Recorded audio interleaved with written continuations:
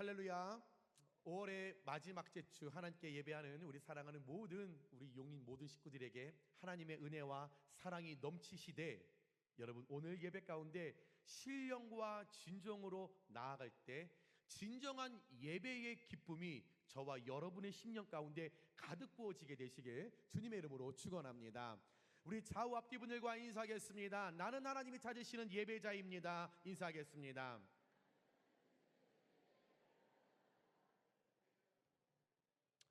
다시 한번 질문해 볼까요? 당신은 정말 하나님이 찾으시는 예배자 맞습니까? 물어보겠습니다.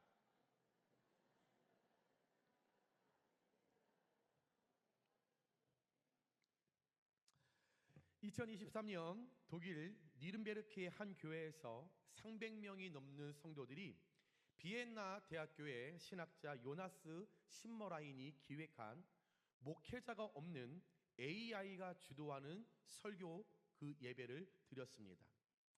이날 강단 위에 거대한 화면에는 각기 다른 아바타로 의인화된 챗 GPT가 40분 동안 기도하고 찬송하고 설교하고 그리고 마지막 축도에 이르기까지 모든 예배 순서를 진행했습니다.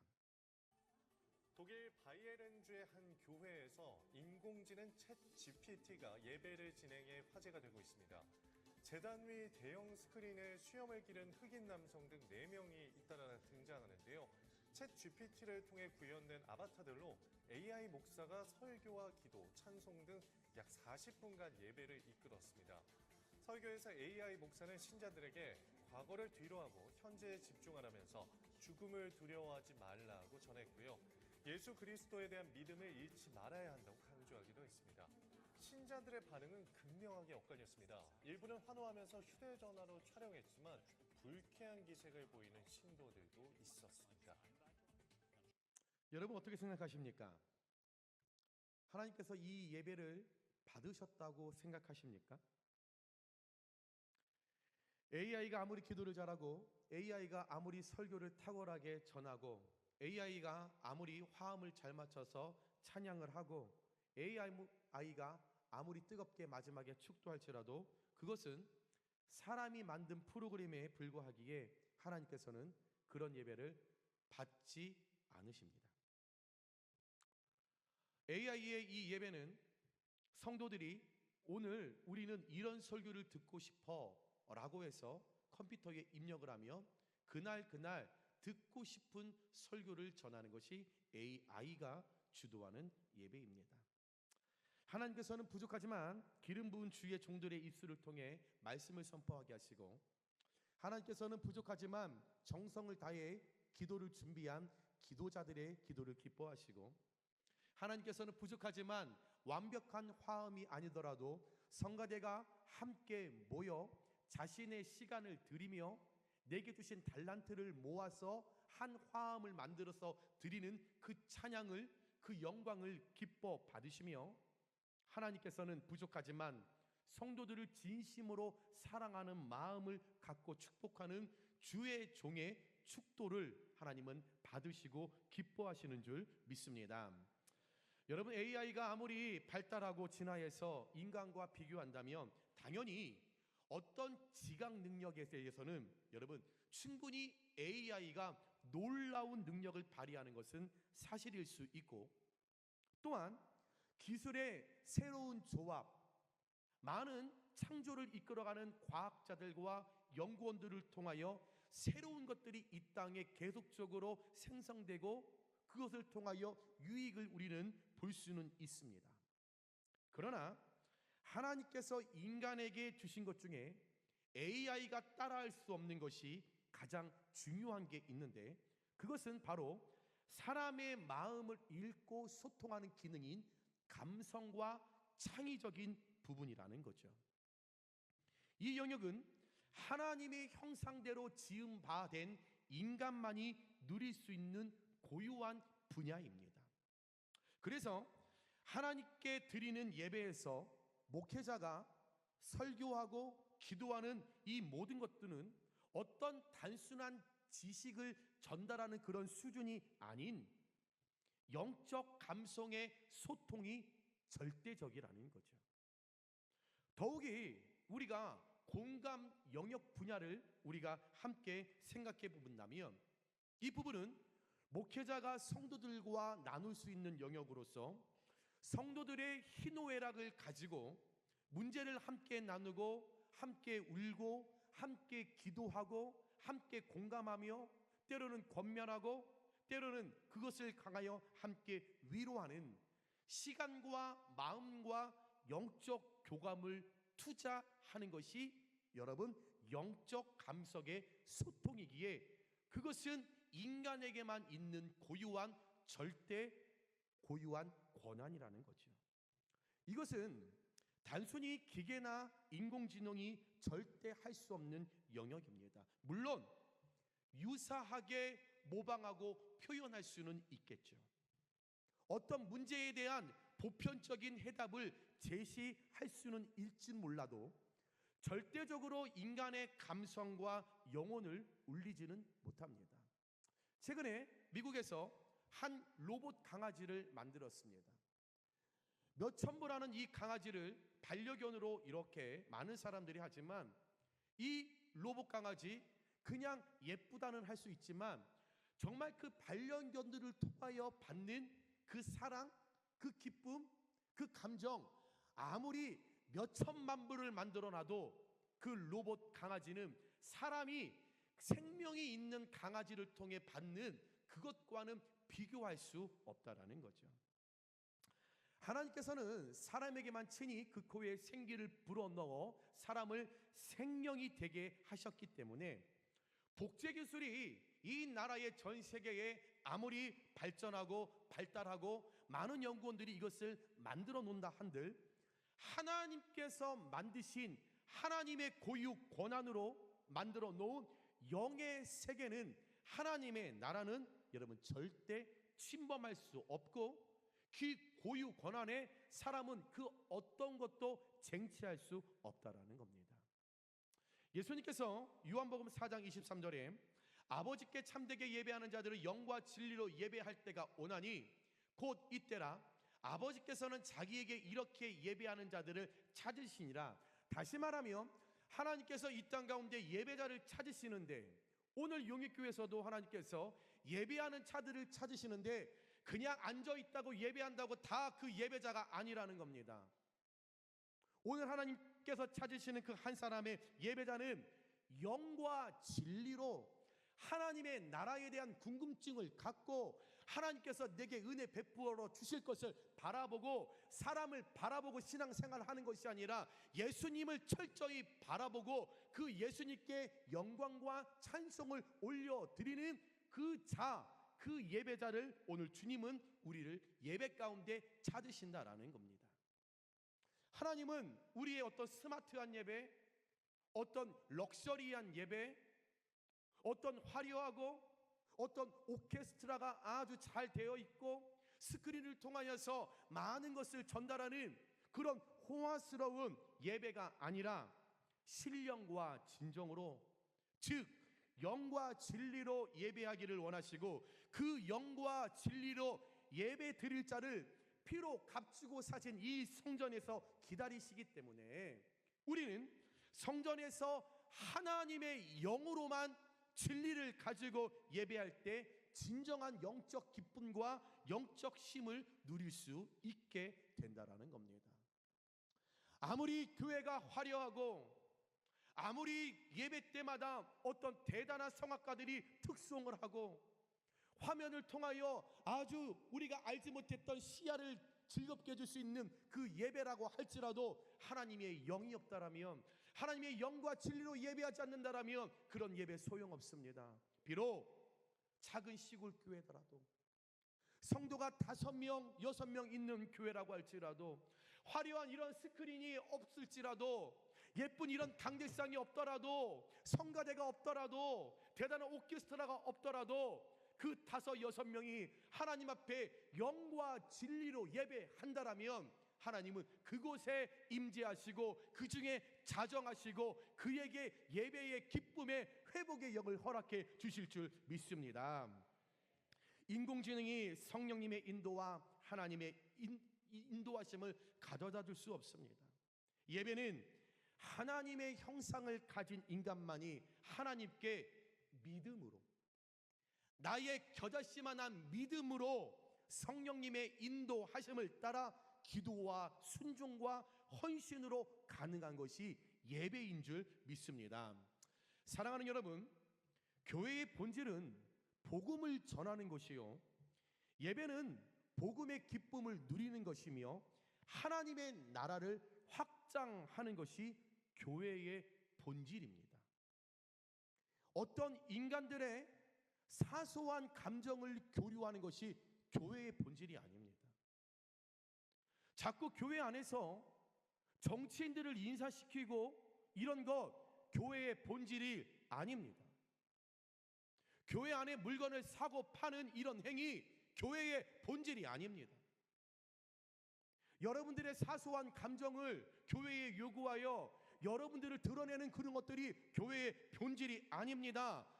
교회의 본질은 오직 하나, 복음인 줄 믿습니다. AI가 아무리 세련되고 성도들이 듣고 싶어하고 입맛에 맞는 설교 원고를 탁월하게 만들고 가상공간에서 성도들이 함께 3355요 그 스크린을 통하여 함께 여러분 교제하고 함께 사랑하고 그런 기도하는 시대가 도래해도 탁월하게 그리고 신속하게 행정 업무를 대신 처리해 줄 수는 있어도 성도들의 갈급한 마음, 상처 입은 영혼, 무너진 심령을 돌보아 주는 것은 인간만이 할 수 있는 영역입니다. 우리의 삶에 인공지능과 로봇이 수많은 영역에서 활동하고 있지만, 그래서 많은 부분을 해결해 주고 많은 사람들이 편리한 삶을 살고 있는 건 맞지만, 그것은 사실이지만, 그러나 아무리 AI가 발전하고 아무리 로봇이 훌륭한 그 효율성을 갖는다 할지라도 이 세상에 그 누구 과학자 하나도 어떤 연구원도 풀어내지 못하는 인간의 호흡과 생명, 구원과 관련된 신앙인 영적인 부분은 여전히 하나님의 주권 아래에 있음을 잊지 않는 저와 여러분 되시길 주님의 이름으로 축원합니다. 여러분 기억하고 잊지 마십시오. 저와 여러분은 철저히 하나님의 주권 아래 하나님의 임재 속에서 성령님의 인도하심을 따라 예배자로 부름을 받고 이 자리에서 신령과 진정으로 예배하는 것을 최우선순위로 우리가 삼으며 기뻐하며 감사와 찬양을 하나님께 올려드리는 하나님 찾으시는 그 한 사람 영적 예배자인 줄 믿습니다. 그러기에 세상이 변해도 AI의 영역이 넓어진다 해도 우리의 예배는 복음을 변할 수 없음을 기억하셔야 합니다. 그런데 여러분, 저와 여러분은 영적인 예배자임은 틀림이 없습니다. 그런데 여러분께 뜬금없이 질문하겠습니다. 여러분, 왜 예배드리세요?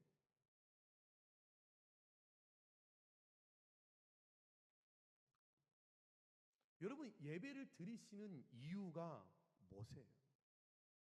누군가 여러분에게 진지하게 물어봅니다. 권사님, 집사님, 왜 주일날 예배 드리세요? 그러면 뭐라 말씀하실 겁니까? 그 답은 오늘 본문 말씀이죠. 이사야서 43장 21절 우리 함께 고백합니다. 시작. 이 백성은 내가 나를 위하여 지었나니 나를 찬송하게 하려 함이니라. 우리는 하나님께 예배 드리기 위하여 창조되었기 때문에 내 의지와 상관없이 창조주의 목적대로 예배 드리는 삶을 살고 있는 거예요. 많은 분들 중에 내가 하나님을 예배한다라고 착각하는 분들이 있습니다. 그래서 예배에 구경꾼들이 많아요.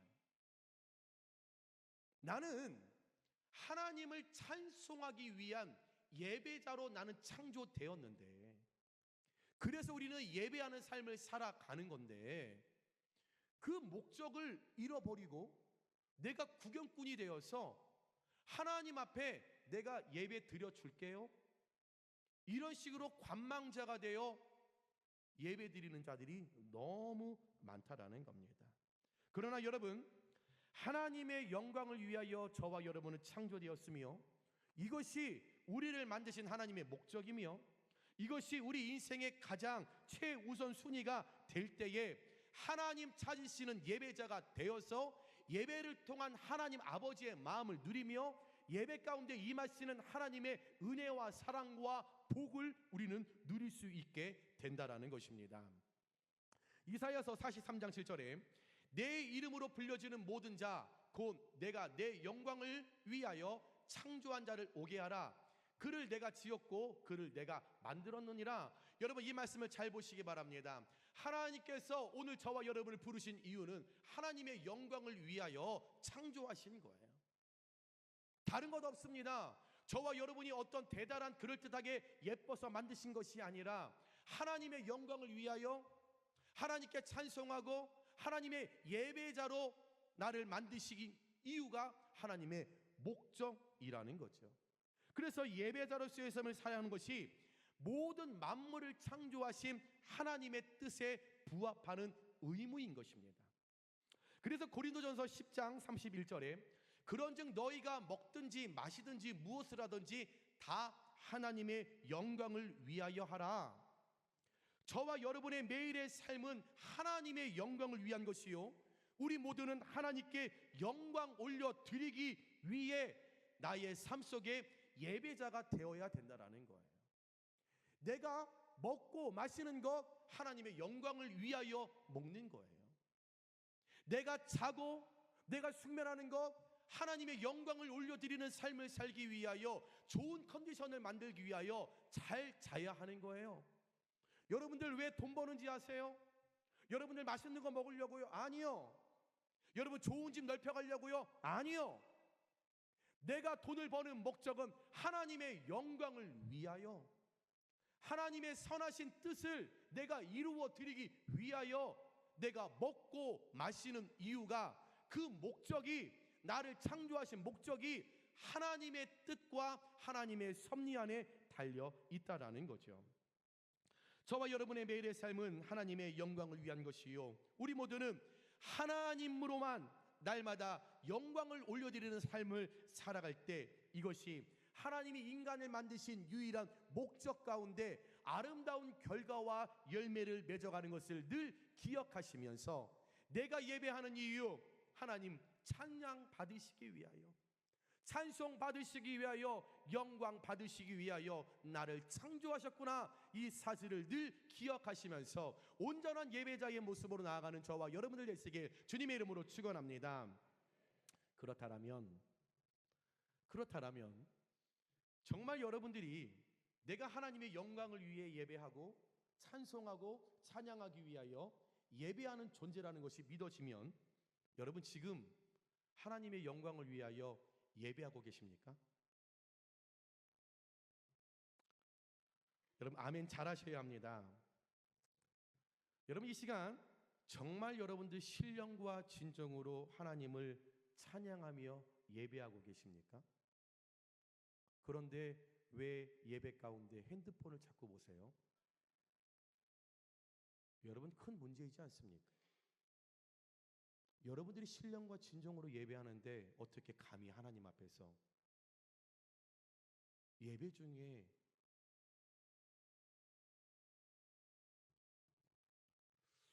여러분 참 불편한 일들이 예배 가운데 너무 많지 않습니까? 여러분 연세가 있으셔도 내가 내 핸드폰 모릅니까? 안내위원들이 핸드폰은 무음으로 뭐 꺼두라 이렇게 써 있어도요, 여러분 우리 매 주마다 예배 시간에 핸드폰이 울려요. 여러분 그 예배의 자세가 신령과 진정으로 나아가는 겁니까? 하나님 앞에 찬양으로 예배하는 자가 준비 시간 지키지 못해서 지각해서 대충 예배하는 그 찬양을 하나님께 신령과 진정으로 예배하는 겁니까?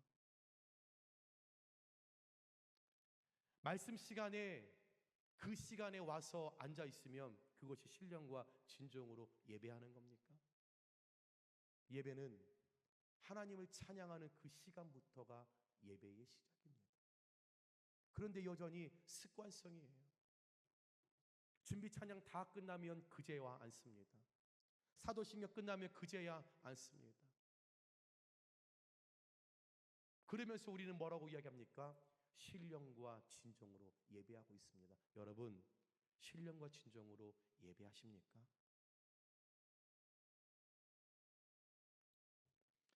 지금 우리가 드리는 예배는 하나님을 위한 것일까요? 아니면 나를 위한 것일까요?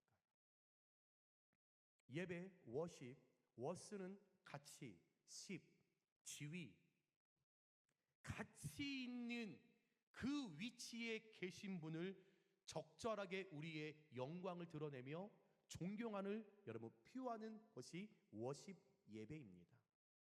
그래서 기독교는 이 워십, 가치 있는 그 지위에 계신 오직 창조주, 구속주 되시는 하나님께만 그 합당한 영광과 찬송을 돌리는 것을 의미하는 것이 예배입니다. 다시 말해, 예배는 하나님을 향해 거룩한 제사로서 우리의 삶에 이루어 주신 하나님께 감사한 일을 하나님께 감사합니다 표현하면서 존귀하신 하나님의 이름을 계속적으로 높이며 찬양함으로 영광을 올려드리는 일이기에 우리 예배의 초점은 내가 아닌 온전히 하나님 한 분만을 향해 있어야 하는 거죠. 그런데 우리는 이런 기본적인 예배의 초점의 대상이 누구인지를 그 누구보다도 잘 알고 있으면서도 실질적으로 우리의 초점이 흔들리거나 그 초점이 하나님이 아닌 나 자신일 때가 너무 많다라는 거예요. 그러니 하나님께 초점 드리는 예배 가운데 초점을 맞추지 못하니 예배 시간마다 두리번 미어캣도 아니고 누가 왔나 안 왔나 오로지 관심이 그거예요. 말씀을 듣는 순간 매 주마다 꾸벅꾸벅 졸아요. 그리고 아예 눈을 감고 말씀을 들어요. 아예 말씀 시간에 주보 보면서 오타 찾아요. 아이고 이거 또 틀렸네. 아이고 오병호 목사 내가 가만히 안 놔도 내가 또 틀렸어. 오로지 예배의 초점이 아닌 내가 초점이기에 내가 드리는 이 예배를 지금 누가 받고 계시는지, 누구를 향하여 내가 예배하고 있는지, 여전히 교회에 사람 보고 사람 구경하며 신앙생활을 한다라는 거죠. 여러분 죄송하지만 우리의 신앙, 우리의 믿음, 여러분이 예배하는 것은 사람이 아니라 오로지 여러분 창조주이시며 구속주 되시는 우리 하나님 한 분 외에는 없는 줄 믿으시기 바랍니다. 예를 들어 보겠습니다. 창세기 4장에 나오는 가인과 아벨을 떠올려 보시기 바랍니다. 양을 치는 아벨과 농사 짓는 가인이 하나님께 제사를 드렸습니다. 예배를 드렸어요. 그런데 하나님께서 아벨의 예배는 받으시고 가인의 예배는 받지 않으셨죠. 창세기 4장 5절을 보면 가인과 그의 재물은 받지 아니하신지라 가인이 몹시 분하여 안색이 변하니, 이 말씀 그대로 두세요. 이 말씀을 보고 얘기를 하겠습니다. 자, 여기서 오늘 가인과 아벨이 예배의 초점이 다르다라는 것을 알 수 있습니다. 오늘 가인이 하나님 앞에 드린 예배의 초점은 하나님이 아니라 그 주체가 나 자신이었습니다. 말씀을 다시 한번 띄워주세요. 가인과 그의 재물은 받지 아니하신지라. 자, 여기까지 가인의 예배의 초점이 하나님이 확실하였더라면 여러분 그 다음에 가인이 몹시 분하여 안색이 변하니 이 말은 나올 필요가 없습니다. 초점이 하나님이었다라면 여러분 가인이 어떤 감정을 가지는지는 중요하지 않아요. 그런데 오늘 가인의 중심에 예배의 대상 초점이 하나님이 아니었기에 이런 거죠. 아니 내가 오늘 힘들게 농사져서 예배를 드렸는데 왜 하나님 안 받으시는 거야? 지금 가인은 내가 드린 예배가 드려졌냐 라는 하나님께 드린 예배가 아니라 내 만족을 위해서 내가 출석 도장을 찍는 것처럼 그 자리에 나가지 않으면 하나님께 혼날까봐, 주의를 범하면 하나님께 내가 어떤 안타까운 일로 책만 받을까봐 두려웠던 하나님을 향한 예배의 초점이 아니라 나 중심의 예배의 초점을 두렸기에 가인이 몹시 분하여 인색이 변하니 이 말씀이 나왔다라는 것은, 사랑하는 여러분, 예배의 초점은 내가 아니라 온전한 하나님 한 분만이 되어야 할 줄 믿습니다. 내가 예배 시간에 은혜를 받느냐 안 받느냐 이것이 중요한 것이 아니라 내가 지금 하나님께 예배를 하느냐 안 하느냐 이게 중요하다라는 거예요. 여러분, 지금 이 문장이 어떻게 보면 그 말이 아니야 라고 이야기할 수 있지만 정확하게 다른 시선으로 봐야 합니다. 여러분, 내가 교회에 나와 하나님의 말씀을 들을 때 은혜를 받느냐 안 받느냐가 대부분 성도들의 신앙이에요. 그런데 여러분, 은혜를 주시고 은혜를 주시지 않는 건 여러분의 마음이 아니라 하나님의 고유 권한인 거죠. 그러기에 은혜를 받았다 못 받았다 라고 하는 것은, 그 초점은, 그 얘기는 여러분은 역시 아직까지도 하나님 앞에 예배의 초점이 하나님이 아니라 나라는 거예요. 그러기에 우리의 하나님이 찾으시는 예배는 내가 예배를 하느냐 안 하느냐가 먼저 우선순위가 되고, 그 차후에 은혜를 받았다 안 받았다를 논해야지, 먼저 은혜를 받았다 못 받았다를 이야기하고 예배를 했다 안 했다라고 하는 것은, 우리는 예배의 초점이 하나님이 아닌 여전히 나임을 여러분 늘 기억하셔야 합니다. 또 하나 예를 들어볼까요? 신약성경에 마르다와 마리아를 떠올려 보시기 바랍니다. 마르다와 마리아 집에 예수님께서 신방으로 오셨어요. 신방으로 오시니 예수님께서 배고프시겠지, 맛있는 걸 드려야겠지, 마르다가 열심히 접대를 하기 위해서 분주합니다. 그런 반면에 동생 마리아는 누가복음 10장 39절에 보니까 그에게 마리아라 하는 동생이 있어 주의 발치에 앉아 그의 말씀을 듣더니 예수님의 발곁에서 주님의 말씀을 들었다. 즉 예수님 말씀에 귀 기울여서 집중했다. 집에 신방 오신 예수님께 초점을 두었다라는 것입니다. 예수님의 발곁에서 집중하여 말씀을 듣는 마리아의 모습은 그 당시에 학생이 선생님으로부터 새로운 것, 어떤 은혜를 누리기 위하여서 배우려고 하는 그 자세였습니다. 또한 여자들이 배우는 것을 탐탁지 않았던 그 시대적 상황을 뛰어넘어서 예수님의 발 곁에 앉아서 예수님 하시는 말씀이 무엇인지 귀 기울였던 그 마리아의 태도는 그만큼 열정이 있었다. 그만큼 열의가 있었다. 듣고자 하는 그 초점, 그 시선이 졸지 않았다라는 거예요. 여러분, 오늘 이 설교를 하는데도 지금도 조시는 분들이 있어요. 이거 큰일입니다. 큰일이에요. 여러분, 그 용기 있었던 마리아, 그의 행동, 예수님께 집중하고 초점을 맞추고 있었던 마리아는 다른 것에 신경 쓸 겨를이 없었습니다. 다시 말해, 내가 지금 예수님을 바라보는 그 초점을 통해 받을 은혜, 거기에 모든 열정, 열의를 다 쏟아 부은 거예요.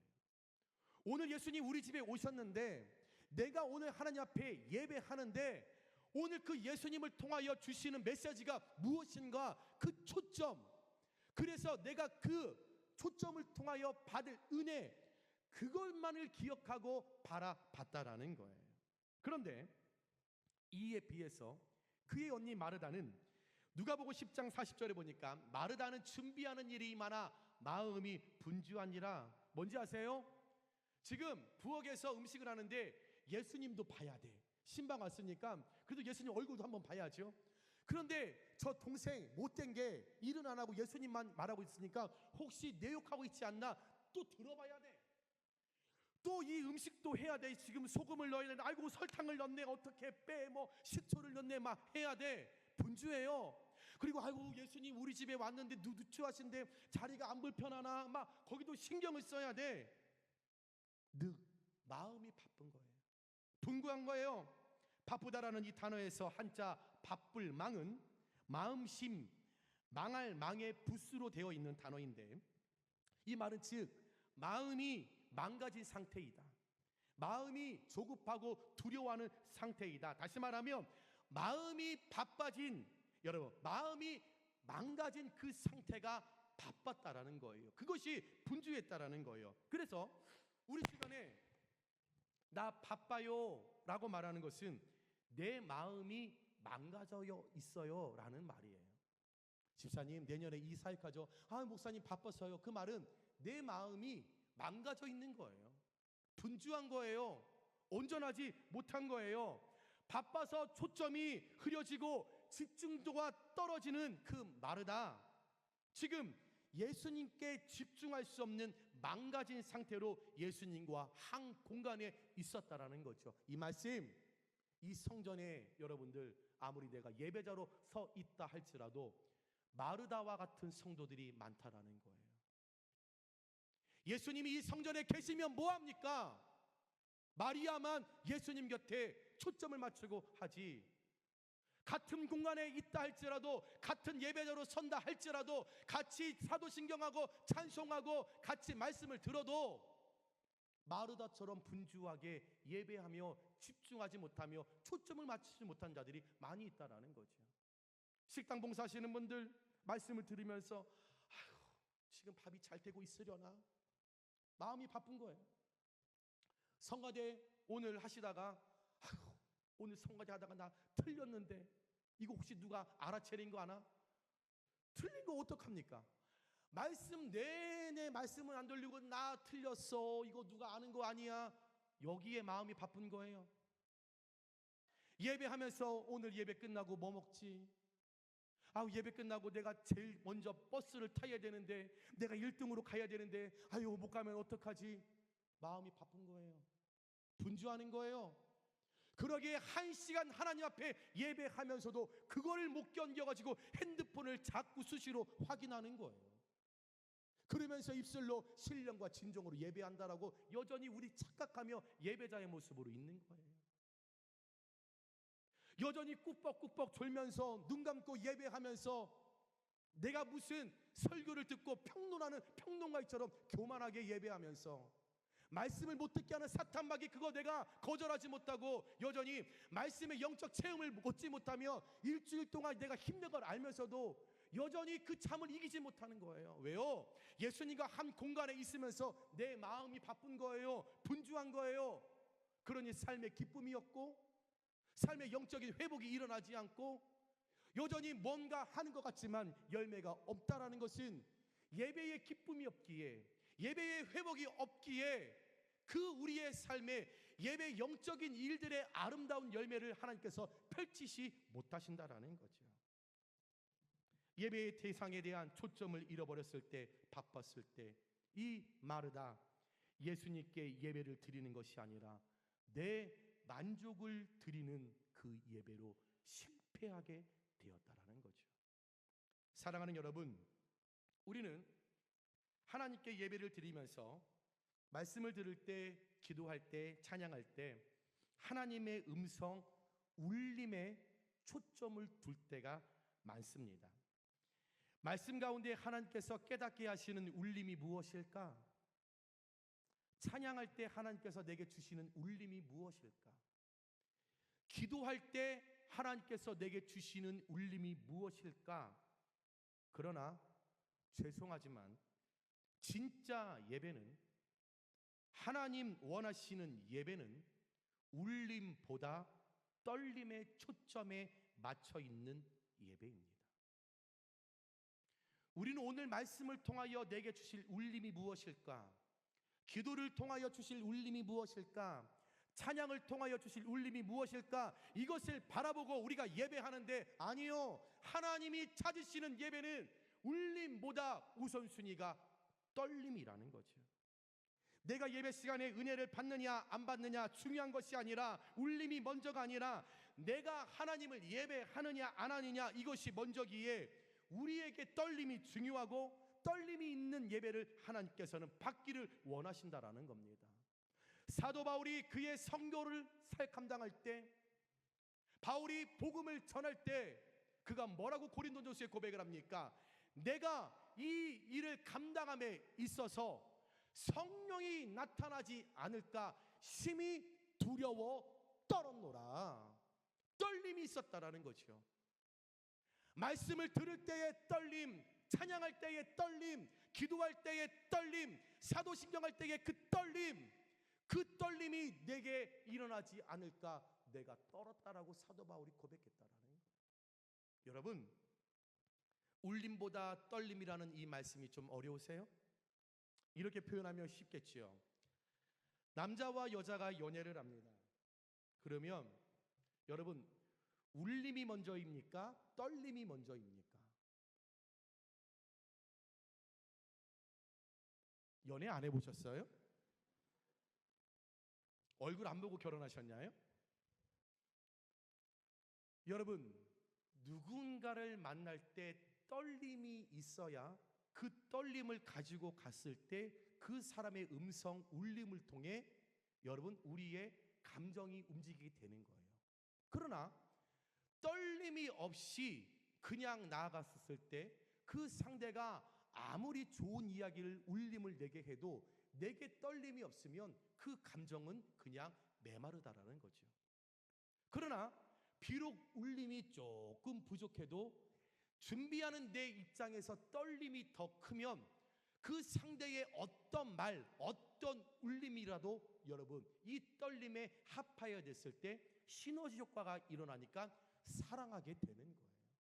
하나님의 말씀도 마찬가지입니다. 닭이 먼저냐, 알이 먼저냐, 병아리가 먼저냐? 아니요. 이것을 논하기 전에 하나님께 예배하기 전에 우리의 떨림, 그 떨림을 가지고 나왔을 때 하나님의 울림이 있을 때 그 말씀이 내게 이 떨림에 부어질 때에 진정한 예배의 회복이 우리 안에 일어나게 되는 줄 믿으시기 바랍니다. 여러분, 그래서 저는 여러분께 늘 예배 때마다 이 은혜의 떨림이 있기를 주님의 이름으로 축원합니다. 모든 순간 하나님을 예배하는 순간 울림에 집중하는 것이 아니라 오늘 하나님을 통하여 내가 뭐 하나를 더 받아가야 한다라고 하는 울림에 집중하기보다는 그 울림이 먼저 있기 전에 먼저 떨림으로 내가 오늘 하나님을 예배할 수 있는 그 예배자라고 하는 그 떨림, 내가 어떤 제약도 받지 않고 하나님 앞에 예배할 수 있다라는 그 감사의 떨림, 나 같은 죄인이 하나님 앞에 예배자로 설 수 있다라고 하는 그 사랑의 떨림, 그 떨림으로 하나님께 초점을 맞추며 예배하는 우리 사랑하는 용인교회 모든 성도님들 되시길 주님의 이름으로 축원합니다. 말씀을 정리합니다. 여러분, 우리가 드리는 예배의 형식과 시간에 여러 순서들이 있습니다. 어떤 분들은 예배 시간에 목사의 설교만 들으면 예배를 드렸다라고 착각합니다. 그런 예배 실패하셨습니다. 여러분, 설교는 하나님께 드리는 내 떨림의 한 부분일 뿐입니다. 예배라는 것은 하나님께 기도와 찬양과 말씀으로 하나님을 높이는 시간이기에 예배는 하나님을 찬양하는 준비하는 그 시간부터 축도 마치는 그 모든 시간까지가 신령과 진정으로 드려야 하는 예배입니다. 그런데 저희 교회도 마찬가지예요. 어떤 분들은요 준비 찬양 다 끝나면 오세요. 앞에 준비 찬양 끝나고 사도신경 끝나면 그때 오시는 분이 있어요. 그런데 고정이에요. 습관이에요. 그분들 52주 항상 그 시간에 오세요. 여러분, 죄송하지만 하나님 찾으시는 떨림의 예배자 아니십니다.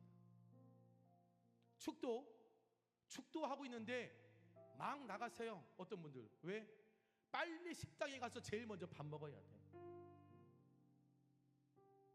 수요 예배 때도요 주일 오후 예배 때도요, 목회자들 축도 안 끝났는데 잽싸게 나가. 왜? 버스 1번으로 앞자리에 타야 된다.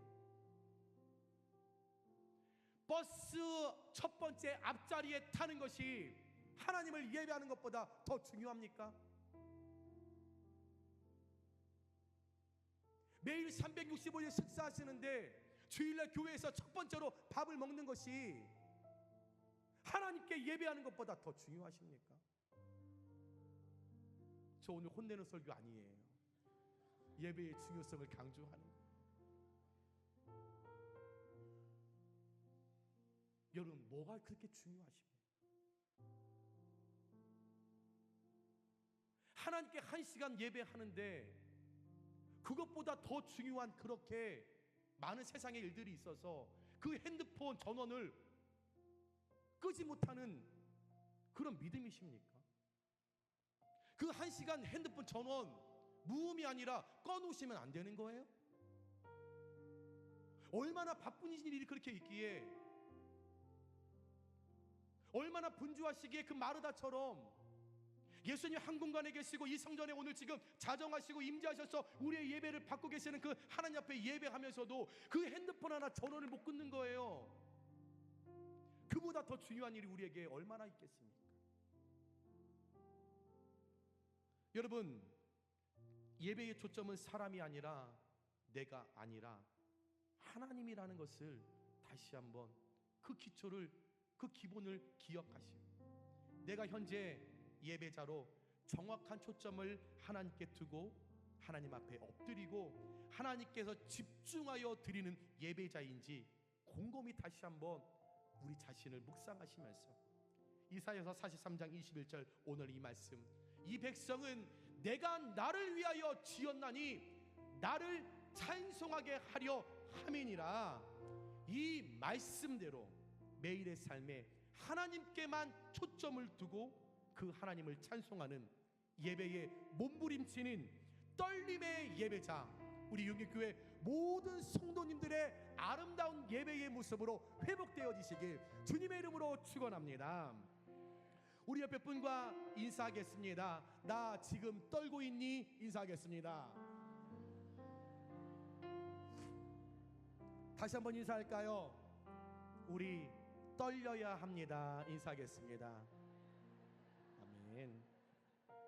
우리 말씀을 기억하면서, 하나님, 내가 날마다 초점을 맞추며 예배의 초점 하나님을 향하여 나아갈 때 예배의 삶을 하나님 잘 살아가 예배의 회복을 누리게 하옵소서. 이 마음가짐으로 우리 함께 찬양하겠습니다.